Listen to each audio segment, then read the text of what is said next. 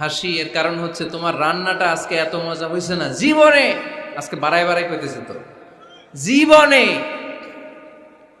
এত মজার রান্না খাই নাই। রান্না মজা হয়েছে শুই না স্ত্রী তো রেগে গেছে। কি গত 10 বছর ধরে তোমারে রান্না করে খাওয়াই, একদিনও রান্নার প্রশংসা করলা না, আর আজকে পাশের ঘরের ভাবি একটু গরুর গোশতের তরকারি পাঠাইছিল বাটিতে করে। পাশের ঘরের ভাবি একটু আমাদের বাড়িতে তরকারি পাঠাইছিল, তো ওই তরকারি দিয়েই তোমাকে খাবার দিছি, আজকে আর রান্না টান্না আমি করি নাই। তো ওই বেটির রান্না তোমার এত ভাল লাগছে, এই 10 বছরে একদিনও কইলা না, আজকে এটা কইলা খাও খাও, তোমার মজার খাওয়া, আর রান্ধুম না।